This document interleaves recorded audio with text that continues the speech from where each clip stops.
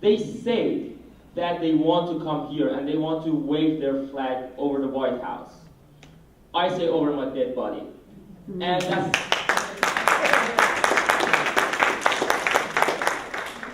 And that's what everybody here should say. That's the enemy.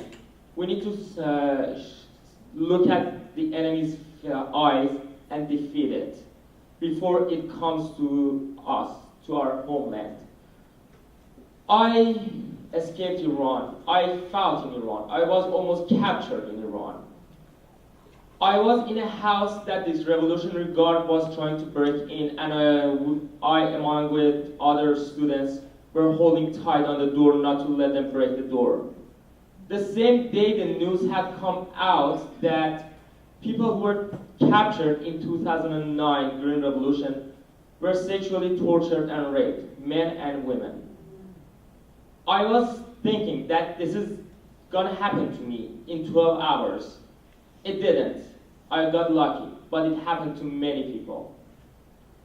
I am lucky to be here. I didn't win the fight for freedom in Iran. This is my last resort. Immigrants have something we say that when we didn't have freedom where we were born, we had the hope to come to America. But if we lose our freedom here, we have nowhere else to go. And that's why we appreciate freedom like no one else here. And we hold tight to it. And that's all I have to say for now. If you have any questions for me, Dave.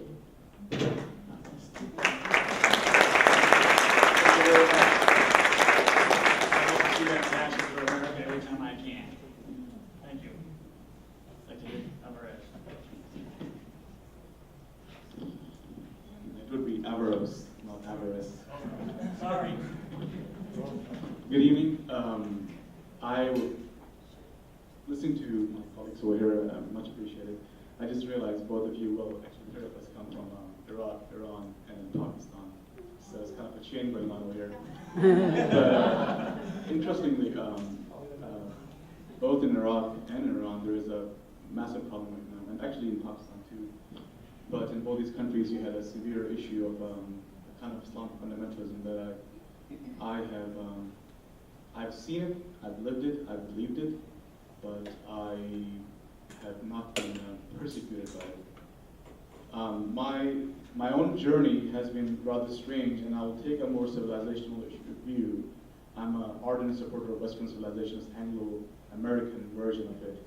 I'm concerned with the fate of the West, but I'm also equally concerned about what we are doing and how we are exacerbating the situation over there too. I'll talk about that in a moment. I'm not exactly a constitutional scholar, but an amateur one, of course, if such a thing does exist. So, well, I was ethnically I'm from Pakistan, but I was born in Dubai. From there, we went to Egypt, then Kenya, then we were in the Middle East in Oman for 10 years, then to Arabia, then Pakistan about 2 years prior to coming to the United States in 1997. I became a citizen in 2006. As far as my beliefs are concerned, I was a Muslim fundamentalist. I very early on started to study Islam, Islamic history, Islamic philosophy, and I went into it in depth after coming to the United States because I wanted to defend my faith. I came to the United States, we got our green card, and the idea was to get our education over here and then go back because I really hated this country. I had the assumption of what the U.S. was, which was, well, shared by most people in that part of the world. But after coming here, I started reading Western history, first from Islamic history to philosophy. I realized that most Islamic philosophers were actually heretics, as they tend to be in most places, I guess, in most religions. And that a lot of them, like all Islamic philosophy can be encapsulated by what the Greeks thought. So I went to the Greeks, the schools like Stoics and Epicureans, Aristotle, Plato. From there I jumped to modern Europeans. By the time I was done with Locke, Hume, and Kant, and my extensive study of Hinduism, Islam, and Christianity, I could no longer believe in any of these religions, so I became a deist. God was very important to me. It was a very crucial point in my life to understand, to have some bearing. My entire bearings came from Islam. My moral values came from it. And I, in my last years within it, I wanted to reform it in my own ways. I started following different sects, dead sects of Islam, which are getting a revival today in a more nascent form. One of them is the Mu'tazila, or the rationalist theologians, from whom, if most of you, I presume, are Christians, must have heard of the Kalam cosmological argument made by William Lane Craig. Which, of course, the word Kalam means word in Arabic, and it implies theology, or the study of the word of God. And so these were the arguments made by the Muslim theologians, rationalist theologians, from whom the philosophers came. Anyways, that's around the same time I changed my name, which my birth name is, which is now my middle name, is Quran, which is a Persian name. And so I chose the name of Averroes. I dropped a syllable to make it easy, so it's Averroes, but it's pronounced Averroes in Latin, who was a Moorish Aristotelian. A century before Aquinas, he basically Islamicized Aristotle, and then Aquinas Christianized Aristotle, then Maimonides Judaized Aristotle. So they all came in about a century of each other, and according to Aquinas himself, if Aristotle was the philosopher, then Averroes, or Ibn Rushd, his Arabic name, was the commentator. So that's the name I chose because of my growing affinity for Western civilization, and of course Averroes was in Spain at the time. So it was the name that I chose for myself, and then I became a citizen. It is now my name. Anyways, moving forward, I came to ASU, and when I left Islam, I was sort of more secluded by myself, and of course I was, partly because of my vocalism against the religion, I lost most of my friends, and a significant portion of my family members. But it was not a problem for me in any significant way. I was not persecuted in terms of the stories I've heard today by any means. The point is, over time I became an agnostic atheist, and then afterwards, recently I've been going through some personal journeys of mine, and I can say that I'm a Christian.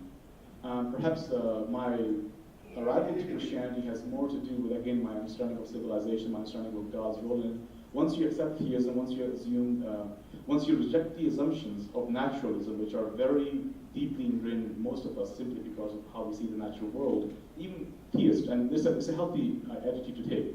I mean, you don't want to assume that this is magic going on over here with my voice booming, whatever. There is a scientific mechanism to it. But there is no reason to a priori assume that there's a natural, that all that exists is natural. Once that assumption is strongly questioned, and it was questioned by a lot of my intelligent Christian apologist friends, I became open to the idea of theism. And then the second thing was, in terms of the ethical concepts, I've become very open to the teachings of Jesus as probably perhaps the best ethical view that exists. So yes, I am a Christian. I prefer to call myself a Christian skeptic, because at the bottom of my entire disposition is the pursuit of truth, however it leaves a person. In terms of, I'm not sure how much time I have. Okay, so I first became enamored with this country when I started reading the Federalist Papers. And I came to the realization that it was a sort of sense of urgency among the writers. Interestingly, I read mostly Madison. I have a severe revulsion to Alexander Hamilton. So, and I think that if a man whom I deeply admire, I indeed love in the way of we call philos, friendship, which you can have with a dead person. If that would be a politician in American history, that would be Thomas Jefferson. I believe in Jeffersonian America. I believe in a confederate form of government, to say the original Confederacy. I often give the example of the Swiss model that we have. Even the European Union, in terms of as a union, as a confederate system, it is smaller as a government than the individual states that exist in Europe. So I think that most of the problems that exist today in America is because Alexander Hamilton won, and it has led us towards becoming more and more of an empire. And what happens with empires is that people eventually become serfs themselves. If most of you might have heard of Road to Serfdom by Friedrich von Hayek, it goes along the same path. I mean, we are going on a Bismarckian path that Germany took, and then later on Italy and all these countries that they became states in late 19th, early 20th century Europe. My biggest fear with the US right now and the West in general is, of course, there's the issue with postmodernism and the secularized, and I've lived and dwelled with a lot of secular progressives, and I can tell you this, Initially, it was a good feeling because you felt there was more freedom over there, more tolerance. But these people can be just as prejudicial, just as communalistic, and it is not exactly any kind of all complaints they have against conservatives can equally, and if not worse, apply to them as well too.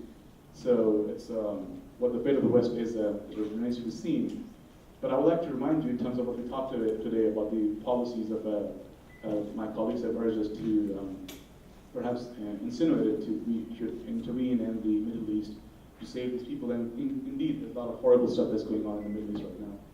We cannot forget the fact that no significant part, we started a lot of this stuff, especially under Reagan when I am from Pakistan, so this was a very big problem for them. When what we call the Taliban, Islamic fundamentalists, back then we called them the Mujahideens, were actively supported by the United States against the godless communists because they ended up being in Afghanistan. We called it an invasion. The reality is that the Soviets never invaded Afghanistan. The communists had taken over, and they were having problems with the tribal local populations. On my father's side, I am a Pashtun, or what they call Pathan, in Pakistan.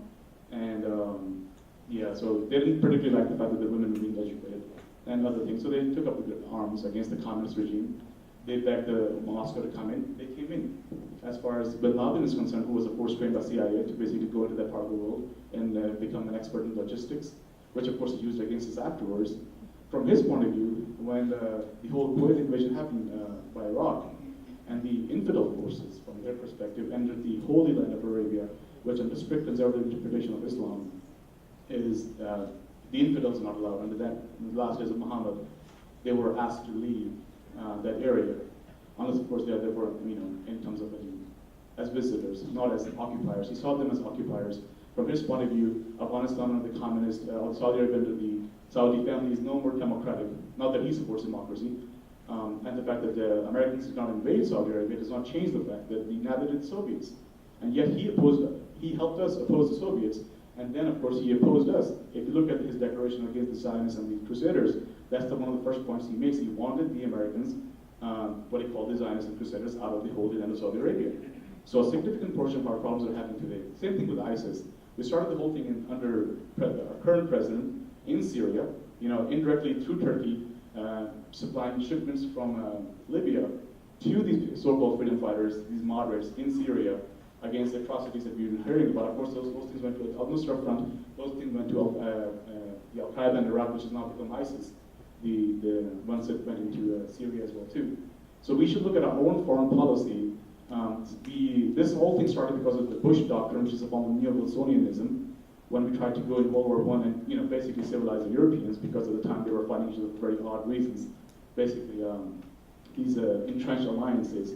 And the consequences of our activities and our unjust, or not us so much as the British and the French, imposition on Germany after World War I was ended, the harsh penalties have in no less significant part impacted the rise of Nazi Germany.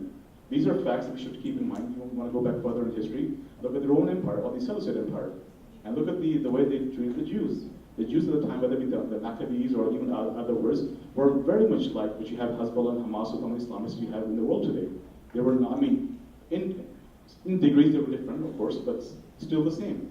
The Romans at the time looked at these people as primitive and stubborn in their monotheism and their Sharia, obviously, because there was the Jewish law that was very important to them, which is what Sharia means. And yes, these things had a very negative impact, mostly because of the Roman policies and Seleucid policies. I mean, there is no denying the evil of ISIS. I have no illusions of the fact that if I were to go back, that I would be killed. In Pakistan, there is no law against that as such to leave Islam, but I'm sure that as vocal as I am against the religion, yes, somebody may just want to assassinate me. So I don't fear the government over there, or the government over there is authoritarian too. But yeah, this is a problem. I need to talk about it, and we can talk about this. I agree with Shay that the biggest problem with Islam is it is a political ideology. As such, it must be opposed, and I think that it has to be opposed by the Westerners in forums like this, talking about it. Islam needs to go through Reformation. Islam could possibly go through Reformation, but there will be at the core something that will be a severe problem with Islam. And that problem is that the centerfold of Islam, other than the Quran, which is considered the word of God, is the character of Muhammad. And while there are a lot of noble things that Muhammad did in his life, especially his early life and his 13 years in Mecca, but the last 10 years in Medina progressively became more and more authoritarian. And in this